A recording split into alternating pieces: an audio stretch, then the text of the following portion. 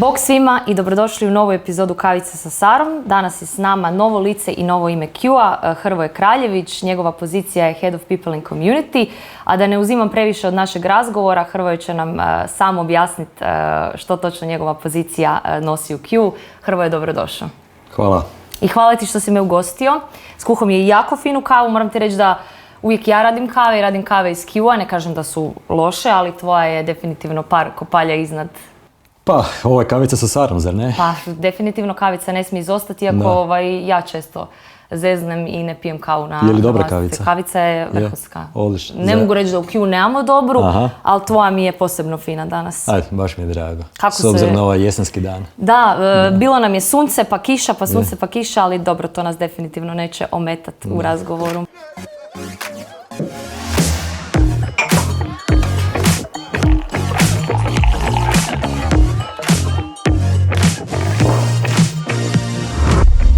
Hrvoje, kako u svakoj kavici priliči, ja volim saznat malo više o svom gostu i nekakve privatne stvari što voliš raditi u slobodno vrijeme, ali normalno ono što me zapravo najviše zanima je tvoj nekakav profesionalni background, odnosno kako si se spojio na kraju sa Q-om i zašto si ovdje. Pa evo, imaš nekakve hobije zanimljive koje bi volio s nama podijeliti danas? Da. Pa mislim da svaki čovjek ima neke svoje hobije, jel? U svom životu, tako i ja u raznim periodima života bili su razni hobiji, jel? Ali u ovom trenutno sada periodu života jedan od najvažnijih hobija je trenutno sigurno ono što duži boravak u prirodi, jel? Planinarenje, biciklizam sa obitelji, sa djecom, tako da maksimalno pokušavam uživati što više moguće u vanjskim aktivnostima, jel? Po pitanju hobija. Vrijeme nas je malo zeznulo danas, znači smo trebali planinariti, ja sam se obukla kompletno za planinarenje. Da, trebali smo biti na Velebitu danas, nažalost vrijeme nam nije dopustilo, ali evo, stavit ćemo to za neki team building. Obavezno, dogovoreno. Daj mi malo reci o svom nekom profesionalnom backgroundu, neki počeci, gdje si radio, šta si radio? Koliko daleko želiš da idemo, jel? Imam koliko dugo priču. 20 godina radnog iskustva imam. Ali ajmo onako neki presjek dati, ono što možda ljudi od mene ne očekuju. Ja sam prvi posao koji sam počeo raditi bio sam programer, i to je na neki način tehnologija i IT je... Sad imaš buy-in od velikog dijela firme odmah na početku, pa da. Odlično. Tehnologija i IT je na neki način moja ljubav i moja strast od malih nogu i programiranje je na neki način bilo uvijek oko mene i time sam se počeo baviti još od osnovne škole i srednje škole, tako i na fakultetu sam počeo i raditi uz studiju i programirao. Kasnije se to naravno sve razvijalo u poslovnom svijetu, da sam ušao u određene tehnološke industrije. Prvenstveno sam se 5-6 godina, ako se ne varam da je toliko trajalo, bavio analitičkim bazama podataka, gdje smo za razne korporacije u Hrvatskoj biti pripremali i konsolidirali njihove informacije i podatke, jel, za izvještavanje, za analitiku i razne oblike reportinga. Nešto danas što spada na neki način pod kapu data science. Put je išao dalje, izazovi su dolazili kako meni profesionalno i osobno za nekim daljim razvojem i usavršavanjem i nekim novim izazovima. Tako sam i u nekim korporacijama isto tako vodio i odjele za istraživanje i razvoj novih tehnologija s kojima smo htjeli na neki način potaknuti stvaranje neke nove poslovne vrijednosti u domeni svih nekih suvremenih trendova koji su se pojavljivali. U konačnici sav taj neki razvoj, napredak i rezultati u konačnici su doveli do toga da sam i bio i u nekim i upravljačkim funkcijama, dosta velikih kompanija, između ostaloga i CEO Tiska i CEO Leda. U konačnici da ne bude samo sve da ide prema velikima, ono što čovjek uvijek traži neki svoj smisao u poslovnom nekom pogledu, tako i ja, nije stvar sve samo neke velike organizacije, nego i nekih izazova i strasti koje potiče u tebi. Tako da i nakon velikih organizacija i korporacija sam uvijek našao interes i izazov za sebe i u manjim nekim organizacijama, tako da sam bio i sudjelovao profesionalno i u start-up kompanijama koje su stvarale neke nove vrijednosti, neke nove proizvode kako u Hrvatskoj, tako i za vani. Jel? Tako da onako dosta šarenoliko iskustvo, ja bih rekao, mene uvijek to drajva, naučiti nešto novo, steći neko novo znanje, neki novi insight, jel? I mislim da između ostalog toga je i talent, jel, koji sam otkrio od kad sam u Q, jel? Gallup talent. Da, Gallup talent, jel? Tako da na neki način to je ono što mogu podijeliti sa svima što me drajva, jel? Dobro, znači ti za nas definitivno što se radnog iskustva imaš dobar balans. Mi smo bili startup i to ne tako nedavno, a danas sve više idemo prema nekakvoj korporaciji, tako da nam tvoje iskustvo definitivno zlata vrijedi, rekla bih. Pa me sad zapravo zanima, definitivno imao si znači, dosta doticaja kroz karijeru sa IT-em, pa nije čudno da si ovdje s nama, ali ja iz tvojih ustiju želim čuti šta je to tebe točno ovdje privuklo kod nas. Pa da, definitivno ovo što smo rekli, podijelili, prvenstveno industrija je ono šta na neki način meni drive i šta je na neki način moj, ja bih rekao, identitet, jel, karakter. Jel? Znači industrija sama po sebi, IT. Jel? Ali ono što je možda specifično za Q, kako i pitaš, jel, to ja bih rekao prvenstveno taj jedan značajan, nevjerojatan naglasak i aspekt na ono što nisam imao prilike baš puno vidjeti i doživjeti u našem okruženju, a to je ljudi, kultura, jedna strast, jedna privrženost. U sve to u konačnici ono što može daje jedan zajednički naziv, jedna progresivnost, jel? Kako kompanije, organizacije, tako i progresivni razvoj samih ljudi. Jel? To je ono što sam prepoznao, to je ono što sam vidio, na neki način sad je dokazano nakon ovih 6 mjeseci skoro, jel? Jer jedno je to doživjeti izvana, a drugo je to doživjeti dok si unutra, dio te organizacije, prekrasne, jel? Tako da to je ono što me privuklo, jel? Moram reći isto tako jedna vrsta karizmatičnosti, jel? Postoje fenomenalne kompanije u našem okruženju, u našim sredinama, fenomenalni ljudi, odlični projekti, proizvodi koje rade, ali Q definitivno ima ono nešto, kakvi to kažete? Pa imamo taj neki svoj X-faktor, to obično ljudi kažu izvano. Da. Ja sam to nazvao X-faktor zapravo, da. Ja sam to nazvao karizmatičnost. Pa je, to je to. To je karizma definitivno kompanije i pojedinaca koji su je gradili. Tako da, eto. Drago mi je da si nam došao i eto, sad bi predložila da se premjestimo u naš ured, odnosno zapravo u Q Lab, da jubilarno preko kavice pokažemo naš novi lijepi prostor koji imamo, pa ćemo tamo nastaviti razgovor. Može. Nalazimo se u ekstenziji Q-ovog ureda Q Labu. S obzirom da mi Q-mani jako volimo sastančiti, nije nam bilo dosta mjesta u našem lijepom velikom uredu, tako da smo morali još jedno mjesto osigurati. Hrvoje je prvi gost kavice u Q Labu, to je isto tako bitno za naglasiti. Pa ajmo sad na ovo malo više Q-oriented pitanja. Mene zanima malo više o tvojoj funkciji, dakle Head of People and Community, da nam malo obrazložiš kako ona točno je zamišljena, koji su sve odjeli pod njom i tako. Da. Pa Head of People and Community rola na neki način želi objediniti sve ono što Q je, jel? U samoj srži Q-a u biti su ljudi. Ljudi igraju glavnu ulogu, ljudi su na svjetlima pozornice i kako mi volimo to isticati u našim materijalima između ostaloga, sve počinje sa ljudima u Q, jel? S obzirom na to, sve počinje s ljudima u Q. Ono što čini Q posebnim, to je ta prepoznatljiva kultura, jedna transparentnost, strast koja dolazi samim time, jel? Svi neki oblici usavršavanja i razvoja ljudi kroz Q, što profesionalno, što kroz neki osobni razvoj. I to je na neki način sve do sada postalo u Q, ali je bilo vođeno od strane našeg CEO-a Filipa, jel? Maestra. Jel? A ovo je jedan prirodan slijed. Jedan prirodan slijed je da se organizacija pripremi za daljnje iskorake u svojoj progresivnosti i u daljnjem poslovnom razvoju. i da ono što je najbitnije ne izgubimo taj svoj identitet po kojem smo prepoznatljivi, jel? Što interno od strane svih naših kolega i ljudi, jel? A što naravno po čemu smo prepoznatljivi i prema van. Jel?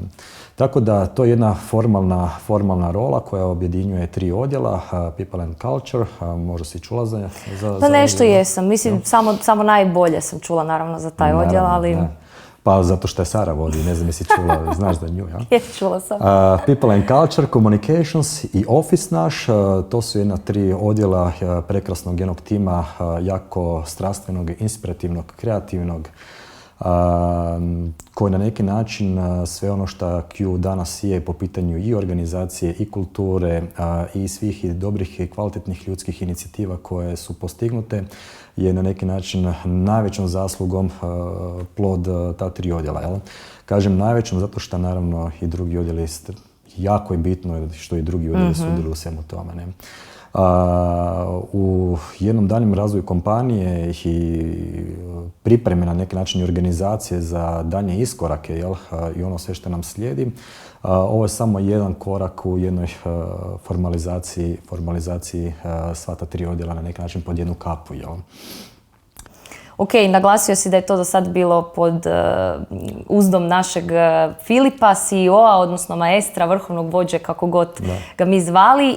Ti si na neki način njegov prestolonasljednik, ali ćeš se, Kraljević, točno, kako ti prezime nalaže.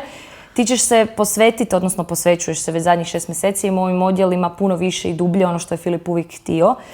Pa me zato zapravo sad zanima da točno objasniš svoju ulogu u odnosu na ta 3 odjela, odnosno u odnosu na odjel samog community, people and community-a. Da, pa s obzirom da stvarno kompanija i organizacija raste po svim aspektima, jel? I da Filip, naš maestro, dobiva nove izazove i mora se baviti nekim novim širinama skupa zajedno sa menadžmentom u daljem razvoju kompanije. Moja uloga i ideja je naravno da nastavimo sve ono u dobroj namjeri što je Filip se radio, jel? Ali naravno i da pojačamo te sve aktivnosti i inicijative. Jel? Ono što bi ja rekao u nekim ključnim rečenicama šta je na neki način moja uloga definitivno je davati jedan strateški smjer i strateški okvir funkcioniranja sva 3 odjela. Broj 1, broj 2 na neki način da to bude alignano i sa strateškim smjerom naše kompanije, jel? Koji će biti krajem ove godine i predstavljen. Jel? Također, treća stvar isto tako da u jako velikom broju inicijativa koje će se realizirati, da ne kažem koje su bile realizirane, ali da imamo jednu jako dobru sinhronizaciju i organiziranost svih inicijativa, ali isto tako i da stvorimo sinergijske efekte s obzirom da na neki način sva 3 odjela su bila i funkcionirala na neki način i prirodno i prije. Jel? Na ovaj način želimo to ipak malo organizacijski posložiti da oni postave neki oblik temelja, jel? Za daljnji razvoj organizacije. Jel? Ono što bi ja tu spomenuo definitivno kao jedan challenge, izazov svima nama zajedno, jel? Skupa samo sa mojom ulogom kroz strategiju People and Community, definitivno je zadržati taj naš identitet, taj naš DNA kulturološki i ono što nas čini, i ono što čini ovu organizaciju nevjerojatnom. Jel? Tako da u tim nekim izazovima rasta organizacije, jer naša organizacija ne raste samo, da ne kažem, u Zagrebu ili Hrvatskoj. Jel? Naša organizacija po pitanju ljudi raste i u drugim državama. Jel? Srbija, koju smo ove godine otvorili naš ured. Jel? U Londonu nam raste jedan dio organizacije. Otvorili smo i počeli smo rasti također i na nekim drugim kontinentima, Filipinima. Jel? Dolazi jako veliki broj ljudi ove godine, će ja mislim biti brojka nešto ispod 200 novih kolega, ljudi koji će nam se pridružiti u Q. Jel? Ono što zašto i rastemo, želimo osigurati to definitivno kroz strategiju i djelovanje da se to ne izgubi i u daljnjem rastu. Kad ćemo biti i na 600 zaposlenika ili 700 zaposlenika, ne samo u Hrvatskoj, nego i na drugim prostorima, da stvarno budemo i dalje, da zadržimo taj svoj identitet, svoj ID, jel? To su neki glavni neki ciljevi, jel?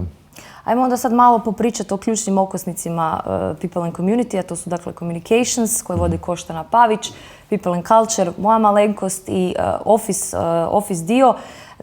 Šta se koji odjel, čime se točno bavi? Evo, koja je nekakva ključna uloga Communicationsa kao odjela? Da, komunikacije se prvenstveno bave sa 3 područja svog djelovanja, jel? Znači, prva stvar je nama jako bitne su interne komunikacije, jel? Drugo područje je eksterne komunikacije i treće područje events i conferences, znači razna događanja. Jel? Po pitanju internih komunikacija to je naša glavna uloga i odgovornost da osiguramo dostupnost svih informacija našim kolegama, našim ljudima. Sve što se dešava u kompaniji, da oni stvarno dobiju informaciju i da na neki način znaju kuda se kompanija kreće, da li po pitanju novih klijenata, projekata, što se događa i tako dalje. Želim da postoji ta jedna informativna uključivost. Jel?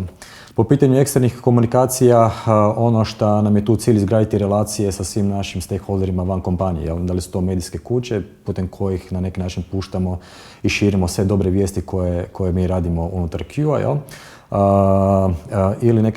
Ili neke druge interesne skupine, community, s kojima isto dobro usko surađujemo. Jel? Stručne zajednice, organizacija raznih meetupova i slično. Jel? A po pitanju evenata i konferencija, to je neki oblik aktivnosti s kojima želimo na neki način spojiti ono što nas čini, na neki način što čini našu kulturu. A to je da kroz razne evente, događanja, formalne, neformalne, jel, u našim prostorijama, da ih kroz organizaciju istih, da na neki način osiguramo i susret ljudi koji možda nemaju prilike toliko se zajedno niti družiti, niti surađivati ili takva priroda posla, jel? Ali da opet postoji neki oblik gradnja te kulture i razvoj te kulture. Jel? Tako da sve zajedno na neki način sa komunikacijskog aspekta to je jedan izuzetan kvalitetan tim ljudi, jako kreativan, sa svojim autentičnim i komunikacijskim stilom i pristupom, jel, i humorom. I mislim da jako dobre stvari je taj tim napravio, koliko sam vidio, jel, i dalje radi, tako da to je nešto što bih predstavio ispred komunikacije. A što se tiče PNC-a, odnosno People and Culture-a? Personal computer, jel?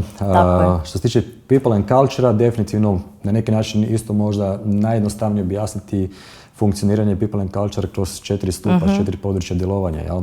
Prva stvar je growth, engagement, culture i relations.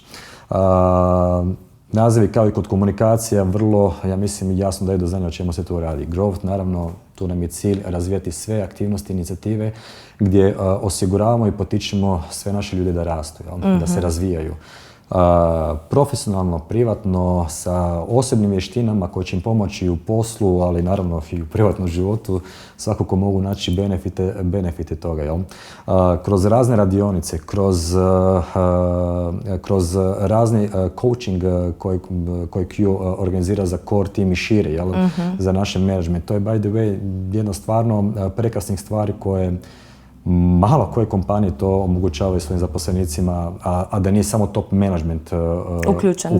Da. Znači, definitivno jedna stvar koju sam ja, između ostaloga na početku još mog dolaska u Q prepoznao kao jednu stvarno prekrasnu vrijednost koju kompanija investira u svoje ljude. Jel?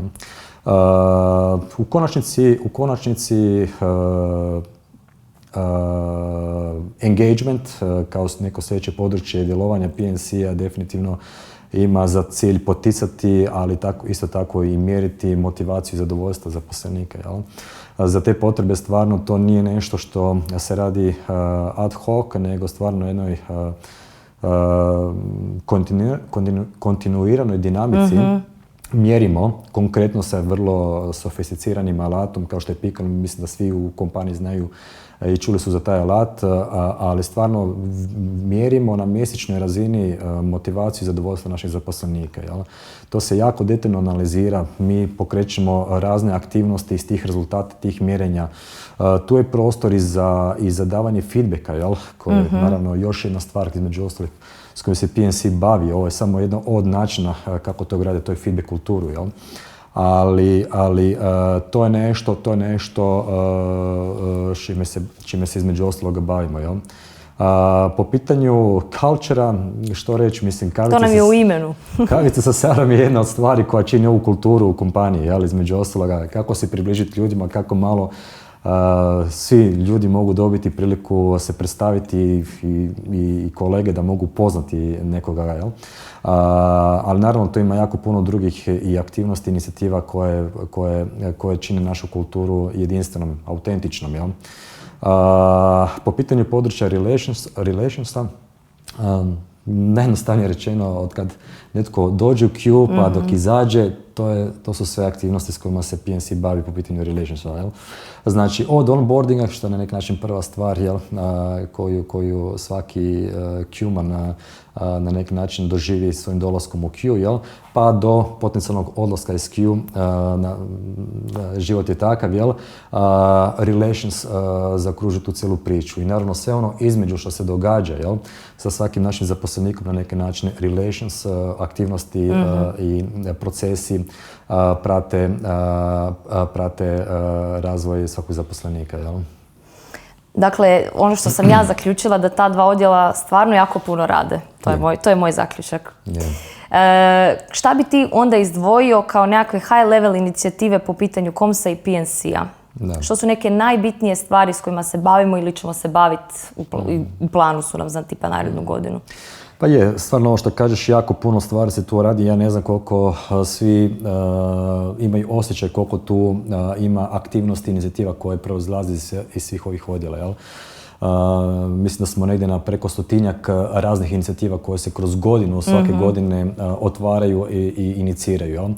Ali ako moramo izvući neke ovako bitnije projekte koje smo si zacrtali ove godine, da ih odradimo do kraja godine, možemo početi sa jednim jako interesantnim projektom performance managementa, jel?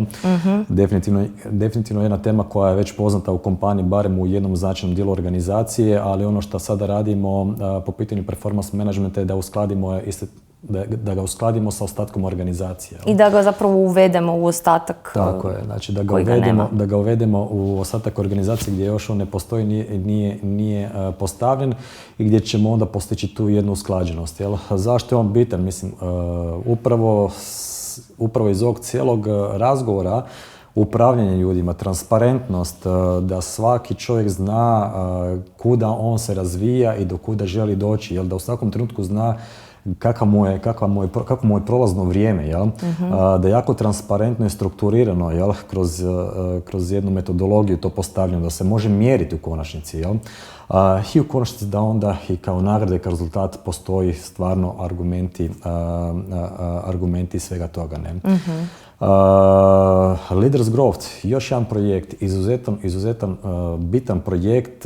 Skroz novi koji uskoro izlazi. Da, koji će uskoro izaći na svjetlo dana i bit će predstavljen cijelom Q, ali Q je u ovoj godini napravljeno velik projekt reorganizacije. Imamo preko 40-ak novih team leadova u organizaciji, jel? To su sve ljudi koji na neki način su se našli u jednoj novoj roli sa jednim novim izazovima i odgovornostima, jel? A u sklopu onoga što Q je, gdje stvarno osiguravamo da ljudi mogu se usavršavati i razvijati. Isto tako i pripremamo razan aspekt programa, alata koji će im pomoći da mogu svoje nove odgovornosti u svojim novim rolama što uspješnije obavljati, jel? Tako da će Leaders Growth kroz program definitivno biti od velike pomoći na preko 40-ak novih team leadova i veselim se da ćemo uskoro moći to predstaviti pred cijelom organizacijom i ono definitivno što molim stvarno da svi prepoznaju pomoć u jednom takvom programu, jel? I da svaki feedback što možemo unaprijediti je dobrodošao, jel? Apsolutno. Je li bi još nešto htio navesti po pitanju PNC-a ili idemo dalje na Koms? Dakle, rekli smo Leaders Growth kao jedan cijeli program, performance management kojeg već jako puno spominjemo. Mi bi mogli cijelu jednu kavicu posvetiti inicijativama svakog od ovih odjela, ali eto, šta bi ti još kao treću stvar izdvojio kao značajnu? Pa definitivno možemo izdvojiti Vučko Session i razvoj coachinga prema našim liderima u organizaciji. Jel? Kreće nova sezona, proširena sezona i to je još jedan aspekt na koji način Q značajno investira u razvoj potencijala naših lidera, budućih ljudi koji će preuzimati sve veće i veće odgovornosti i role u brzo rastućoj organizaciji. Tako da definitivno to je nešto definitivno prepoznatljivo ne samo za Q, nego ja bih rekao i za naše okruženje. Mm-hmm. Što se tiče Komsa? Što se tiče Komsa, tu ćemo definitivno najveći naglasak i aspekt staviti na ono šta naša strategija kompanije će zacrtati za sljedeću godinu. Jel? Ne samo sljedeću godinu koja će biti dosta konkretna i egzaktna u strategiji, jel? Ali i na ono gdje na neki način putujemo kroz sljedeće 2-3 godine. Jel? Neki od aspekata, neki od ključnih projekata koje ćemo si definitivno zacrtati ispred Communicationsa je da pojačamo naš visibility na određenim tržištima gdje djelujemo. Jel? Znači, osim hrvatskoga, pojačat ćemo sve više i više našu prisutnost i angažman na teritoriju u državi Srbiji, jel? Gdje smo otvorili ured i gdje imamo velike ambiciozne ciljeve, izazove po pitanju zapošljavanja novih ljudi. Tamo smo relativno još nepoznati, mali. Ono što pripremamo je strategiju nastupa na tržištu po pitanju employee brandinga. Ključnih poruka koje želimo dastati na tom tržištu nisu iste poruke kao recimo i u Hrvatskoj. Jel?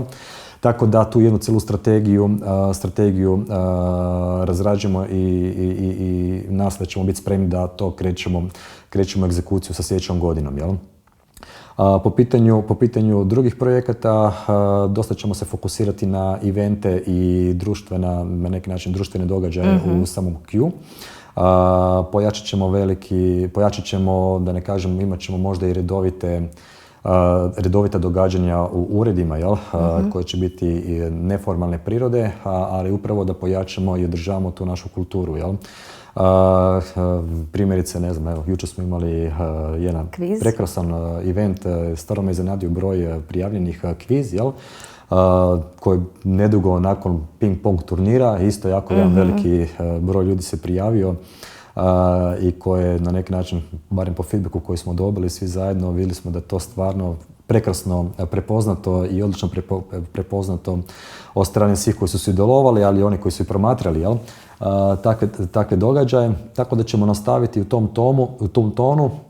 Pokušat ćemo naravno smisliti što to još može biti interesantno svim našim ljudima, koje su to neka područja koje može biti interesantna u ovakvom jednom zabavnom naravno tonu i organizirati ih.